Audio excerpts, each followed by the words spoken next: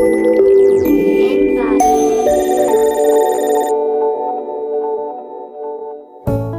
hai, wah, selamat datang kembali. Oke, di video kali ini aku akan mengulas alur cerita dari film Korea yang berjudul Teman Putri Saya yang dirilis pada tahun 2017. Film ini menceritakan tentang seorang pria tua pensiunan berstatus duda yang malah jatuh cinta kepada teman sekolah anaknya sendiri. Udah gitu aja.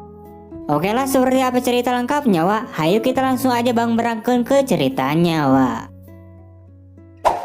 Film ini diawali dengan memperlihatkannya sebuah rumah di Korea dengan lingkungan yang sangat bersih, asri, adem, dan tiris nyelecap dugi ka ubun-ubun.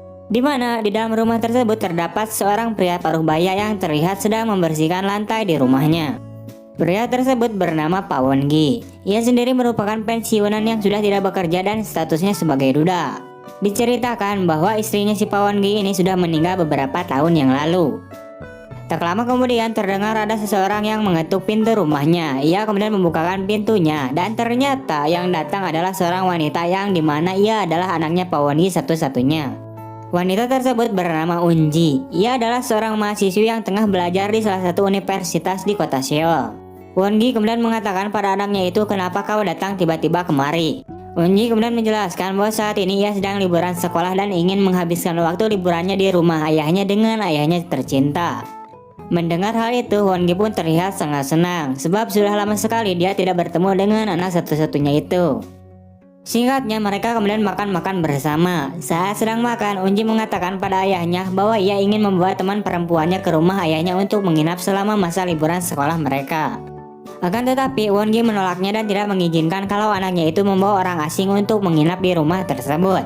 Sementara itu, Unji terus meyakinkan kepada ayahnya bahwa teman sekolahnya itu akan membantu membersihkan rumah ayahnya selama ia menginap, dan ia juga mengatakan bahwa ada kamar kosong di lantai atas. Pada akhirnya, Won-gi menyerah dan mengizinkan anaknya untuk membawa temannya menginap di rumahnya.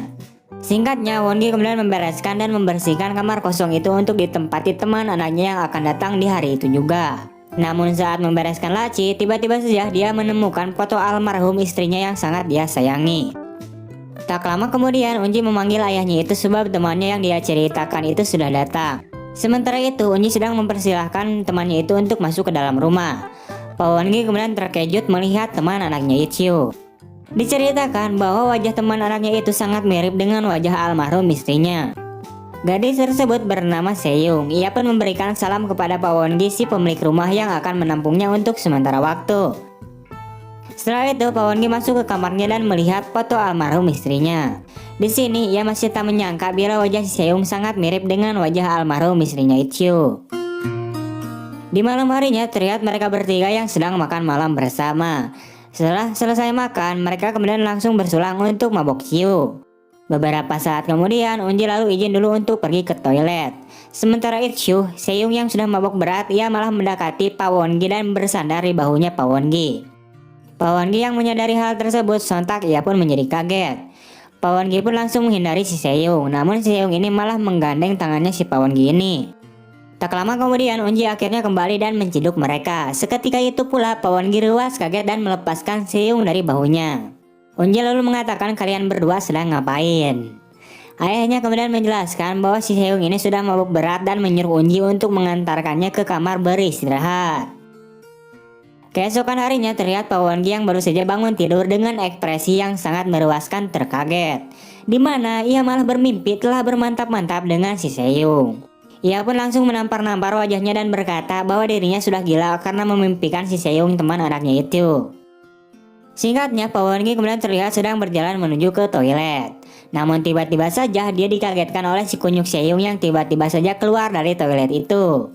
Di sini Seyung lalu mengatakan apakah tidur Pak Won-gi nyenyak semalaman. Namun bukannya menjawab, Pak Won-gi ini malah memperhatikan gunung kembarnya si Seyung yang masih kecil. Setelah itu, Seyung pun pergi ke kamarnya dan langsung kutak-ketik di laptopnya. Diceritakan bahwa ternyata si Seyung ini merupakan seorang penulis novel. Beberapa waktu kemudian, setelah ia kehabisan ide, tiba-tiba saja dia mendengar suara dari lantai bawah. Setelah didekati, ternyata sumber suara tersebut berasal dari Pak Won-gi yang sedang membersihkan karpet rumahnya. Melihat hal itu, Seyung pun langsung mengatakan bahwa dia ingin membantunya. Saat Seyung sedang membersihkannya, Pak Won-gi ini malah teringat istrinya dulu saat membersihkan karpet yang sama di rumahnya. Sadar bahwa dirinya ini kurang waras, ia kemudian beralasan mengatakan bahwa dia ingin pergi ke depan halaman rumah untuk olahraga ringan. Namun tiba-tiba saja ia melihat Unji yang sedang terlihat menunggu seseorang. Singkatnya, seorang pria kemudian datang dan turun dari mobilnya lalu memeluk si Unji. Diketahui bahwa pria tersebut adalah pacarnya si Seung yang datang dari kota dan ia bernama Kim. Sementara itu, Seung langsung menghampiri pacarnya itu. Dan dengan kampretnya, mereka malah celonos langsung masuk ke dalam rumah orang gitu aja dan mengabaikan sang pemilik rumah. Saat pemilik rumah sudah masuk ke dalam rumah, Pak Won-gi kemudian menanyakan tentang pria itu kepada anaknya. Unji lalu menjelaskan bahwa pria itu adalah pacarnya si Seung. Sementara itu, Kim yang sudah tahu dan menyadari bahwa Pak Won-gi adalah sang pemilik rumah, ia pun langsung hormat dan menyapa Pak Won-gi. Setelah itu, Pak Won-gi kemudian mempersilahkan teman anaknya dan pacarnya itu untuk beristirahat di kamarnya si Seung. Beberapa saat kemudian terlihat Pak Won-gi yang ingin menuju ke kamarnya yang juga di lantai atas. Tiba-tiba saja dia mendengar suara di dalam kamar si Seung. Yang dimana suara pemersatu bangsa itu berasal dari si Seung dan si Kim yang sedang berentap-entap. Waduh, enak bener ya udah numpang tinggal, numpang mandi, numpang makan di rumah orang, malah numpang bermantap-mantap pula, sungguh terlalu. Sementara itu, Pak Won-gi yang sudah tertahan mendengar suara itu, ia pun langsung bergegas untuk pergi. Di malam harinya, terlihat Seung yang menghampiri Pak Won-gi yang sedang meminum bir. Di sini Seung kemudian mengajak Pak Won-gi untuk minum bersama, namun secara bersamaan Kim juga turun. Saat Pak Won-gi melihat Kim, ia kemudian mengatakan bahwa dia sudah mengantuk dan ingin masuk ke kamarnya buat tidur. Setelah itu, Kim malah mengatakan bahwa dirinya curiga terhadap Seung dan Pak Won-gi ada udang di balik bakwan. Akan tetapi Seung membantahnya. Ia mengatakan bahwa Pak Won-gi hanyalah seorang ayah temannya dan hal itu pun tidak akan pernah terjadi. Seung yang sudah merasa kesal pun ia kemudian berniat untuk pergi ke kamarnya. Akan tetapi Kim ini malah menahannya sehingga membuat Seung terjatuh dan mengakibatkan kakinya tijalike. Keesokan paginya terlihat Pak Won-gi yang sedang mencoba mengobati kakinya Seung yang tijalike tadi malam.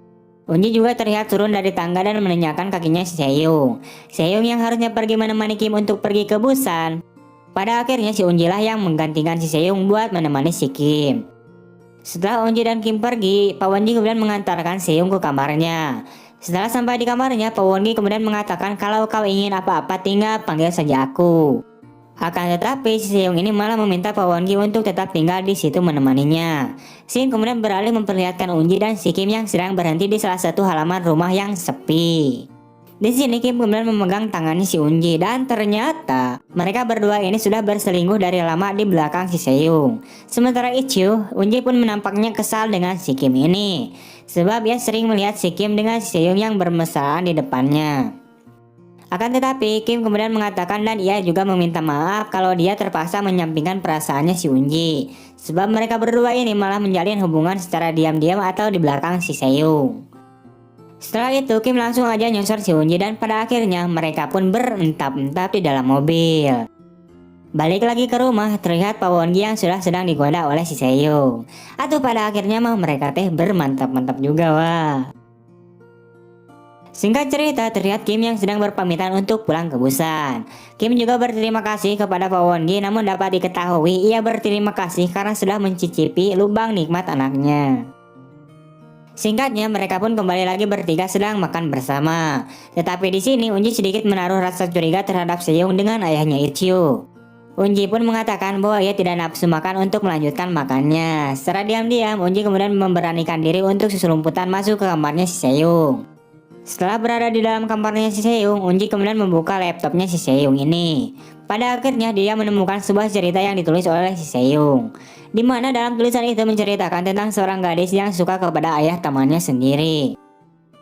Unji yang sudah mengetahui hal tersebut, ia pun kemudian turun kembali ke lantai bawah.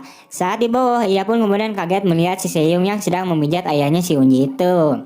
Di sini Unji lalu mengatakan bahwa ia ingin pergi ke Seoul untuk menemui seseorang dan ia juga mengatakan agar mereka tidak menunggunya. Di malam harinya terlihat Unji yang sudah pulang kembali, namun di sini ia malah titilik-tikan seselumputan untuk menolong si Seung dan si Pak Won-gi ayahnya itu. Diketahui bahwa ternyata ia pergi ke kota itu hanyalah sebuah alasan belaka sebab ia ingin menyelidiki apa yang telah mereka lakukan saat ia tidak berada di rumah. Saat ia membuka pintu kamar ayahnya, akhirnya Unji mengetahui dan menciduk ayahnya yang sedang bermantap-mantap dengan si Seyung. Di sini Unji kemudian marah-marah kepada ayahnya karena dulu saat ibunya meninggal, ayahnya pernah berjanji akan setia kepadanya walaupun beliau telah wafat. Selain itu, Unji juga menarik rambutnya si Seyung karena telah menggoda ayahnya si Unji itu. Sementara itu, Seyung berontak karena ia merasa dirinya telah dikhianati oleh si Unji sahabatnya sendiri. Karena ternyata si Seyung telah mengetahui perselingkuhan si Unji dengan si Kim di belakangnya. Seyung kemudian mencekik lehernya si Unji. Melihat hal itu, Pak Won Gi kemudian memukul kepalanya si Seyung dengan sebuah pot bunga. Sehingga mengakibatkan si Seyung ini mengalami pendarahan dan diduga dia meninggal dunia. Setelah itu, film pun kemudian flashback ke masa lalu, memperlihatkan Unji dan Seyung yang sedang berada di suatu tempat. Di sini Unji mengatakan bahwa ia sangat senang mempunyai sahabat seperti si Seyung yang sangat mirip dengan wajah ibunya. Unji juga mengajak Seyung ini untuk berjanji kalau mereka akan selalu bersahabat untuk selama-lama-lamanya. Setelah itu, kemudian film pun tamat. Oke, wah itu dia untuk alur cerita film kali ini. Kurang lebihnya mohon maaf. See you next time and bye-bye.